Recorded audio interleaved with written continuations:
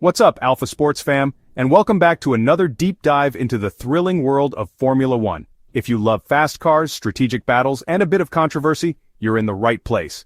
So hit that like button, subscribe if you haven't already, and ring that notification bell so you don't miss out on any of our F1 breakdowns. Now let's talk about the Monaco Grand Prix, specifically a moment that had everyone scratching their heads and ignited a fiery debate: George Russell's drive-through penalty. You saw it, we saw it, and the stewards definitely saw it. So, what exactly went down? Picture this: Monaco, lap 50. The tension is palpable as drivers fight tooth and nail for every single point. Our man George Russell in his Mercedes is stuck behind Alex Albon of Williams. Now, Albon, it seemed, was playing the team game, slowing down to create a strategic gap for his teammate ahead. Russell, clearly frustrated, made a move. He cut the Nouvelle Chicane, effectively passing Albon off track. Now here's where it gets wild. Russell himself jumped on the radio saying he had to avoid a collision, but then, in a twist that left many of us stunned, he essentially declared he'd rather take the usual 10-second penalty and try to pull a gap to stay ahead of Albon. It was a bold, some might say cunning tactic. He was willing to sacrifice a little time for track position, especially in Monaco, where overtaking is notoriously difficult. But the FIA stewards? Oh, they had a very different idea. Their verdict revealed that Russell's own radio message was the smoking gun. It proved to them that his off-track pass was a deliberate choice, not an accidental maneuver. And this, my friends, led to a much harsher punishment: a drive-through penalty. Why so harsh, you ask? Well, this is where it gets super interesting and shows the FIA being proactive. Ahead of the race director Rui Marquez had given all the teams a heads up. He warned them that if drivers deliberately left the track at turn 10 to gain an advantage in Monaco, the stewards would be prepared to go beyond the standard 10-second penalty. They knew that in Monaco track position is king, and a mere 10-second penalty might not be enough to deter such opportunistic moves. The official verdict laid it out clearly.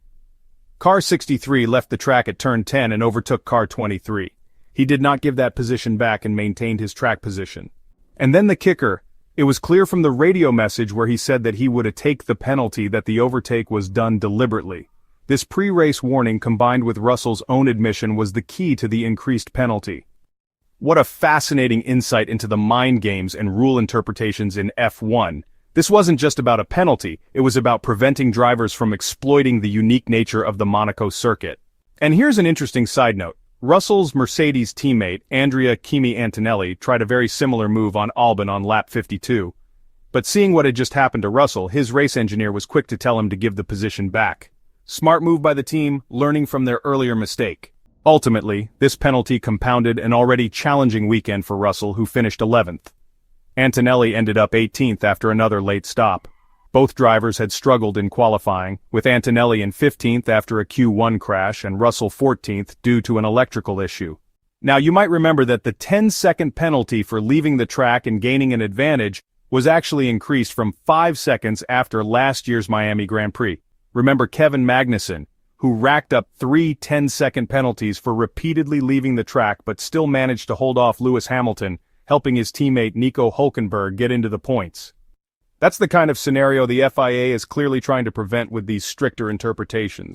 So what do you think about this decision? Was the drive-through penalty fair? Did George Russell deserve it for his cunning tactic? Or do you think the stewards were too harsh? Let us know your thoughts in the comments below. We love hearing your opinions and sparking some lively F1 discussion.